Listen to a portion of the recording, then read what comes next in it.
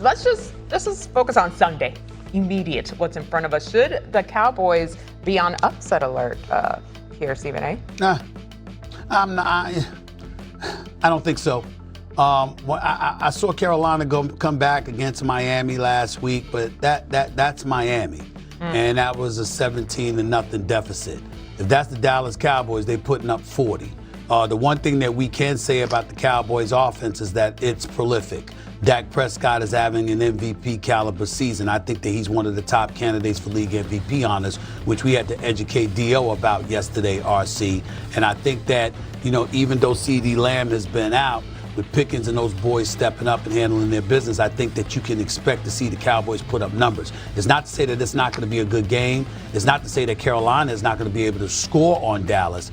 I just don't think that defense is going to be able to stop Dallas's offense, and that's why I feel the way that I feel.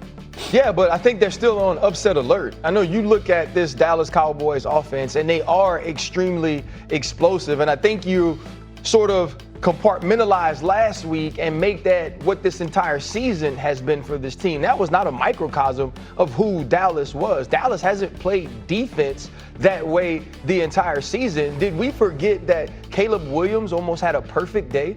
That Caleb Williams' jersey looked exactly like it looked when he walked off the field as it did when he walked on to the field? And did you not hear Rico Dotto say they better bring their pads? That dude rushed for over 200 yards last week. And Bryce Young, in different occasions, you go back to early on in the season against Arizona with a great comeback there. He continued to fight last week against Miami. This is a team that, I will say this, you got to get the right Carolina. You got to get the right Bryce Young. But this is a team that's continued to fight under Dave Canales, a team that played physically last week on offense and found a way to win against Miami. Dallas can't just walk in there and expect to win because they aren't that high caliber of a defense at this point.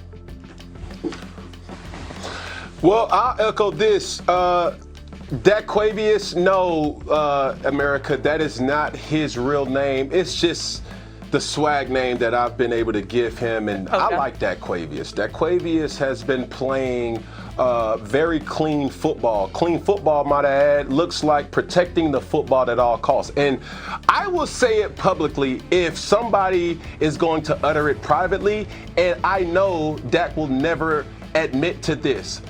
Micah Parsons, or the Dallas Cowboys moving along from Micah Parsons, is the best thing for his career. CeeDee Lamb being removed from the team for obvious injury purposes was the best thing for Daquavius' career. Why? Because they have eliminated the alpha distractions and given Dak the whole team, nothing but the team. So help you lead, Daquavius. And what has he been doing these last couple of weeks? Leading the team with his voice, no other outside sources, and he's been delivering the goods. I like that. Now, in regards to this being on upset alert, I think Carolina has the capability, but it's different when you're going against different forces that it has nothing to do with actual talent on the football field. When I'm looking at Carolina Panthers, I'm looking at Bryce Young hey bro, it's time. It's time, it's time. When I'm looking at Carolina, the defense has been able to be the only hope of support that has been consistent.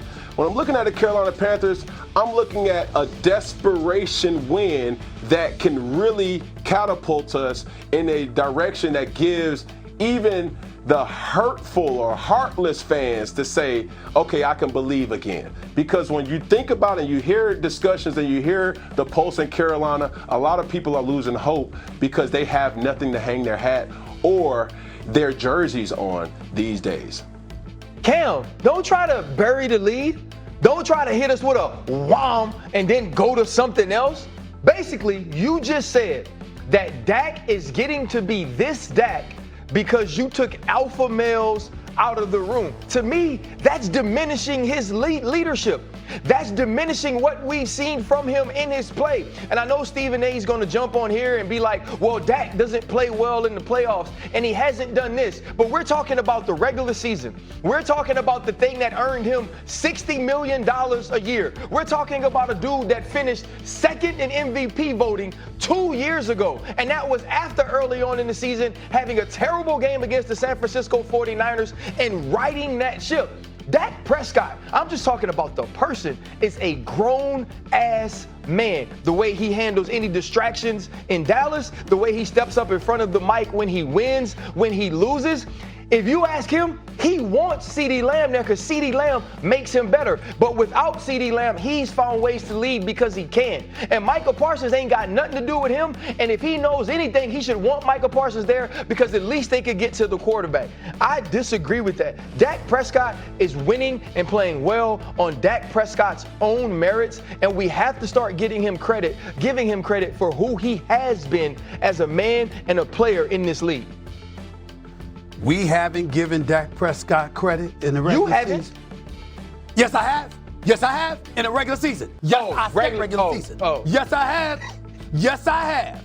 Yes, I have. All right. And by the way, he always says the right thing. All I've ever said about his composure and his verbiage during press conferences, I say you really don't need to talk to him because since he came into the league, the same thing he said then is the same thing he said now. Why waste your energy? That's all I said. And the only time I've ever lamented him in terms of his verbiage was when he didn't speak up in regards to Micah Parsons. One way or another, say it plain. If it's your team, it's your team. Because you know you're going to need a defense. You know you're going to need that brother to get to the quarterback, all right?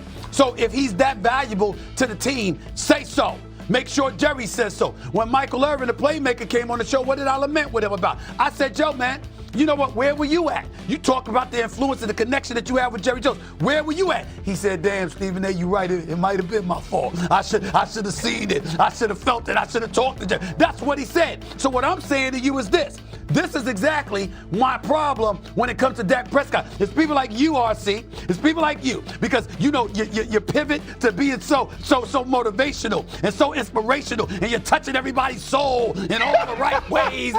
You got everything but a preacher collar on for crying out loud, right? And what you do is you find the positive and you find the silver lining. And I'm saying, yo, you get paid $60 million.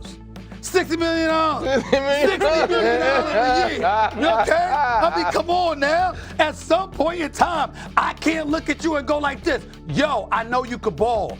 You far from a scrub. You elite, bro, as a talent. How come I can't get that in January when I'm getting it in October, November, December? I can't do that?